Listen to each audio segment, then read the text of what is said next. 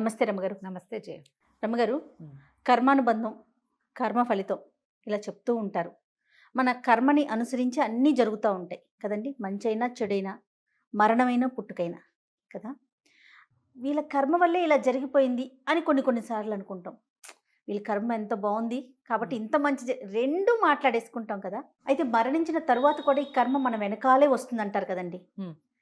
అయితే మరి మరణంకి ముందు మనకు తెలుస్తుందా? దీని ఫలితం ఉంటుందా? కర్మ ఫలితం అంటే మనం ఎట్లా అంటే నాకు తెలుసుకోగలుగుతాం? ఎలా అడగాలో అర్థం కాలేదు. నాకు అర్థమైంది. ఆ, మరణించే ముందు మన కర్మ మన వెనకాల ఎలా పడుతుంది? ఎస్. మరణించే ముందేం జరగదు. అది మనం జీవించినంత కాలము మనం చేసిన సుకర్మ కుకర్మలు అవి మనని వెన్నంటే ఉంటాయి, జీవుణ్ణి అనుసరిస్తాయి. సుకర్మల ఫలితం మన సుఫలితాన్ని తర్వాత అందుకుంటాం. కుకర్మల ఫలితం తప్పకుండా అందుకుని తీరవలసిందే. అయితే దీనికి ఒక చిన్న చిన్న అమెండ్మెంట్స్ ఉంటాయి. ఇది మీకు ఎలా తెలుసు అంటే మనకి పురాణాలు, శాస్త్రాల ద్వారా, గరుడ పురాణం ద్వారా, రకరకాల కథనాలు పెద్దవారి దగ్గర నుంచి విన్న రకరకాల విషయాల ద్వారా, భగవద్గీత ద్వారా మనకి కొన్ని విషయాలు తెలుస్తూ ఉంటాయి. కొన్ని పురాణాల్లో క్లియర్గా చెప్తారు. మరణించే సమయంలో భగవన్నామ స్మరణ చేసినవాడు, స్వయంగా చేసినవాడు, వాడికి కర్మబంధం నశించిపోతుంది. కర్మ అనేది బంధనం. కర్మే బంధనానికి మోక్షకి కారణమవుతుంది. ఇక తప్పిస్తే రెండోది లేదు. నేను నీకు సహాయం చేశాను అనుకో ఈ జన్మలో, అప్పుడు నా సహాయం అనేది ఒక బరువు ఉంటుంది నీ మీద, అది నీకు బంధనం అవుతుంది. నువ్వు వచ్చే జన్మలో నాకు సహాయం చేయవలసి వస్తావు. నేను నిన్ను మోసం చేశాను, నేను చేసిన కుకర్మ, నేను దానికి సమాధానం చెప్పాలి వచ్చే జన్మలో. మంచి పట్టుకుంటుంది, చెడు పట్టుకుంటుంది. ఏ కర్మలు చేయకుండా ఉండటం మానవుల వల్ల కాదు. చిన్న చిన్నవి, మనం ఒక చీమల బారు పోతూ ఉంటే ఓ చెంబెడి నీళ్లు పోసాం దాని మీద, దాని ఫలితం అనుభవించక తప్పదు. చీమలు కేవలమైనవి, అవేం సేపించవు. నువ్వు చేసిన క్రియ ఉంది చూసావా, కొన్ని వందల జీవాల తాలూకు జీవనాన్ని పాడు చేసావు, అది నిన్ను ఇబ్బంది పెడుతుంది. చీమలు పోతున్నాయి, మేము ఇంట్లో అయితే డబ్బాలు దులుపుతాం, ఓ చిటికెడు పంచదార ఎత్తి అక్కడేసాం, అది నిన్ను కాపాడుతుంది కొన్ని చోట్ల. ఆ చీమే వచ్చి నిన్ను కుట్టదు. అలాంటిది ఏదో ఇంకొకటి జరుగుతుంది. వ్యక్తులు, నేను నిన్ను మోసం చేస్తే నువ్వు వచ్చే జన్మలో నన్ను మోసం చేసేందుకు ఏదో ఒక రకంగా రూపంలో వస్తావు. ఒక్కోసారి నా కొడుకుగా కూడా రావచ్చు. కొడుకులు కూడా మోసం చేసే కొడుకులు, మోసం చేసే కూతుళ్ళు, ఏమాత్రం పట్టించుకోని తండ్రులు, పిల్లల్ని వదిలిపెట్టి వెళ్ళిపోయే తల్లులు మనం ఎన్ని వింటాం. అవునండి. ఎందుకు ఇలా చేశారు, తల్లులు ఇలా చేయొచ్చా, పిల్లలు ఇలా చేయొచ్చా అనుకుంటామా? వాళ్ళ కర్మానుభవం వల్ల ఇది జరుగుతుంది. ఈ కర్మల్నే మోసుకుంటూ మనం జన్మిస్తాం మళ్ళీ. అయితే మరణించే ముందు ఏం జరుగుతుంది అంటాం.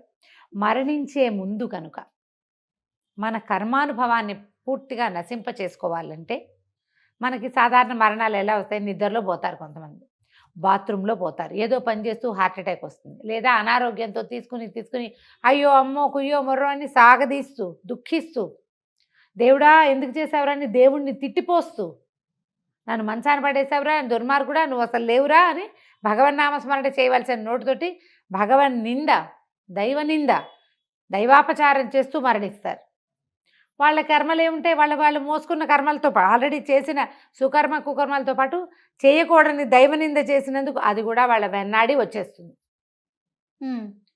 అందుకని ఏం చేస్తారు, చెవిలో కృష్ణనామస్మరణ చేస్తారు, గోవిందనామస్మరణ అంటారు, నారాయణ నారాయణ అనమంటారు, తులసి తీర్థం పోస్తారు, నారాయణ అని చెవిలో చెప్తారు. స్పృహలో ఉన్నవాడితో బలవంతంగా నారాయణ అని చెప్పించాలనుకుంటారు.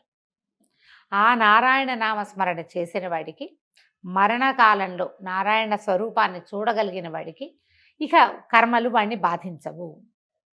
ఇది మనకు లోక సహజంగా పెద్దవాళ్ళు చెప్పే మాట. అందుకని పూర్వకాలం ఏం చేసేవాళ్ళు, కాశ్యాంతు మరణాన్ముక్తి అని చెప్పేవారు. క్షేత్రంలో మరణిస్తే అది కూడా ఏంటంటే ముక్తే, ఇక వాడికి మళ్ళీ పుట్టడు, కర్మలు వాడిని బాధించవు.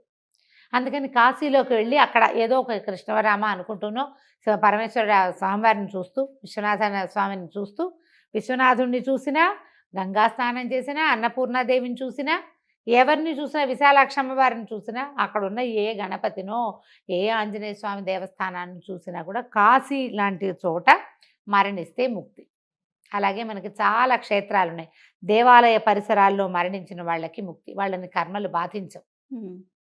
మరణము ముందు వాడున్న దేశకాల పరిస్థితులు లెక్క పెట్టబడతాయి.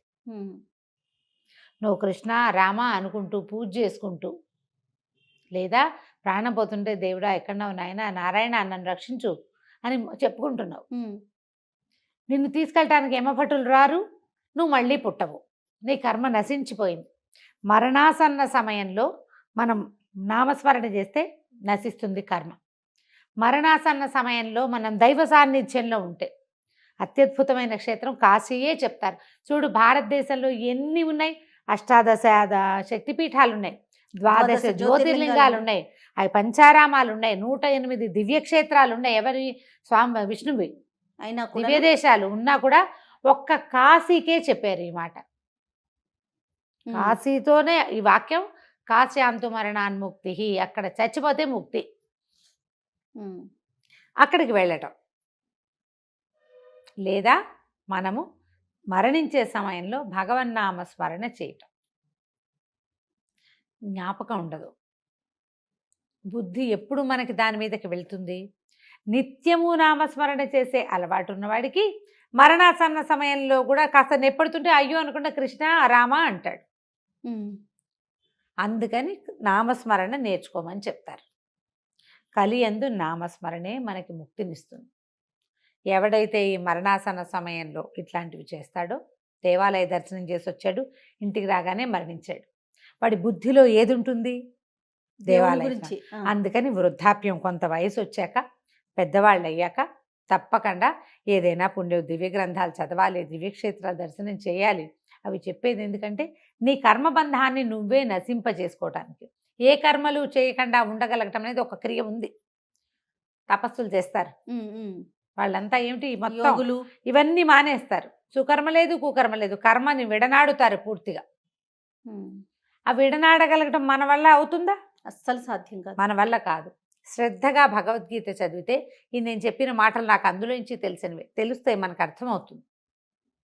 కర్మ చేయకుండా ఉండటం, నిష్కామ కర్మ అనేది వింటుంటామా?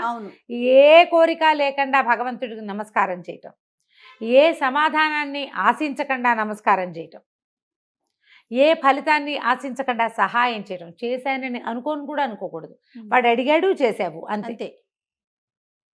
ప్రాక్టీస్ చేయాలి, అది తప్పకుండా కష్టం, కానీ అది ప్రాక్టీస్. ఎవరో అమ్మాయి వచ్చింది, ఏదో చదువుకుంటున్నాండి, 100 రూపాయలు సహాయం చేయమంది, నేను ఇలాగే చేస్తాను, నేను క్రైకి చేసా, వాళ్ళకి చేసా, వీళ్ళకి చేసా అనకుండా ఇచ్చేయి. నేను ఒక అమ్మాయి ఇస్తే 100 రూపాయలు ఇచ్చాను తెలుసా అని ఫ్రెండ్స్కి చెప్పకు. నేను చేశాను, నాకు అందుకే 100 తగ్గింది అని అనుకోకు. నీ వల్ల అవుతుంది. ఇందులో నుంచి బయటపడగలమా మనం? ఈ పీకులాటలో నుంచి బయటపడలేం. ఎప్పుడైతే అది తగ్గుతుందో అప్పుడు మన కర్మలు నశిస్తాయి. అది చేత కావాలి. ఆ నిష్కామ కర్మ అనేది నిష్క్రియ యోగం, అది కూడా ఒకటి ఉంది. ఏవి చేయకుండా ఉండటం, అలా ఉండలేకపోతాం. నిష్కామ కర్మకి ప్రయత్నం చేయగలుగుతాం కొన్ని చోట్లైనా, ఫలితాన్ని ఆశించకుండా. మా పిల్లవాడి పేరు మీద, నా పేరు మీద, ఈ పేరు మీద కాకుండా, ఎవరి పేరు లేదు, అన్నదానానికి 1000 రూపాయలు రాసుకోండి, దేవుడి పేరు రాసుకోండి అని చెప్పగలమా మనం? మన పేరు రాయిస్తాం. మన పెళ్లి రోజునో, మన బర్త్డే రోజునో ఆ అన్నదానానికి అంటే నువ్వు కోరుకున్నావు కాదు, అది కోరిక ఉంది, ఇంకా అయిపోయింది. నిష్కామ కర్మ లేదు అక్కడ, నీ కర్మ నీ వెంటాడుతుంది. అది చెయ్యకుండా ఉండాలి. అది చేయకుండా ఉంటే మరణానికి ముందు భగవంతుడు నీ వేలు పుచ్చుకుని తీసుకెళ్ళిపోతాడు. నువ్వు మళ్ళీ పుట్టక్కర్లా, ఈ కర్మలు ముయ్యక్కర్లా. వాడి బాకి, వీడి బాకి, వాడెవడికో రుణానుబంధం, నీళ్ల రుణం, భూమి రుణం, ఈ రుణాలు ఏవి నిన్ను బాధించవు. అజామిళుడి కథ ఇదే చెప్తారు. నువ్వు అతను చనిపోయే సమయంలో దుర్మార్గుడైన వాడు, వేదభ్రష్టుడు, వేదవాక్యుడు అయిపోయాడు. అయినా కూడా ఆ కుమారుడైన నారాయణుడిని పిలవడంతో ఆయన కోసం విష్ణు పార్షదులు వచ్చారని చెప్తారు. అలా జరుగుతుందంటే జరుగుతుందనే చెప్పింది శాస్త్రం, అదే చెప్తోంది. శాస్త్రం చెప్పేది అదే, మనకి పురాణాల్లో చెప్పబడింది. నీకు అంత్యంలో నారాయణ నామస్మరణ చేయాలంటే నువ్వు నిత్యము చేయాలి. ఒక రోజులో నువ్వు బుద్ధిమంతుడు అయిపోతావు కాదు. ఎట్లా అవుతాం మనం? బుద్ధి మొదటి నుంచి ఉండాలి. ఇతరులకు అపకారం చేయకూడదు, ఎవరికైనా సహాయం చేయాలి, నాది కాని వస్తువుని తీసుకోకూడదు, తీసుకున్న డబ్బుకి పూర్తి ప్రతిఫలం పని చేయాలి, ధర్మ మార్గంలోనే ప్రవర్తించాలి, స్వధర్మ నిధనం శ్రేయ అని చెప్పుకోవాలి మనం. వేరే వాళ్ళని ఏమీ అనకూడదు, ఆత్మస్తుతి పరనింద చేయకూడదు.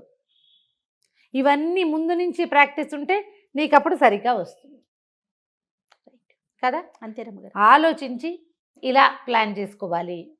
క్షేత్రంలోకి వెళ్ళి చాలామంది ఉన్నారు అట్లా పెద్దవాళ్ళు కాశీ వెళ్ళిపోయి ఉంటున్నారు. మన చుట్టుపక్కల ఉన్న వాళ్ళు కూడా చాలామంది అట్లాగే వెళ్ళిపోతున్నారు. ఏది మరణం వచ్చినా కాశీలోనే ముక్తి కోసమే పెద్దలు చెప్పిన మాటని నమ్మి వెళ్తున్నారు. అంటే త్రికరణ శుద్ధిగా నమ్మిన వాళ్ళు వెళ్ళి అక్కడ ఉండిపోయే వాళ్ళు మన వాళ్ళే చాలామంది ఉన్నారు, మనకు తెలిసిన వాళ్ళలోనే. ఇది జరుగుతోంది. ఇట్లా కూడా నారాయణ నామస్మరణ అలవాటు చేసుకుని చదువుకుంటారు రకరకాల పుస్తకాలు. మిగిలిన ఇహలోకపు వ్యవహారాల నుంచి కొంచెం తగ్గించుకుని వాళ్ళ గొడవలు మనకెందుకు, వీళ్ళ సంగతి మనకెందుకు, అడిగితే చెప్దాం లేకపోతే లేదు, మన దారిని మదం కృష్ణారామ అనుకుందాం అనే ధోరణి వస్తే ఆటోమేటిక్గా మన కర్మబంధం నశిస్తుంది. రైట్ రమ్మగారు. నమస్తే. నమస్తే. సుమన్ టీవీలో మీ పర్సనల్ అండ్ బిజినెస్ ప్రమోషన్స్ కోసం కింది నెంబర్కి కాంటాక్ట్ చేయండి.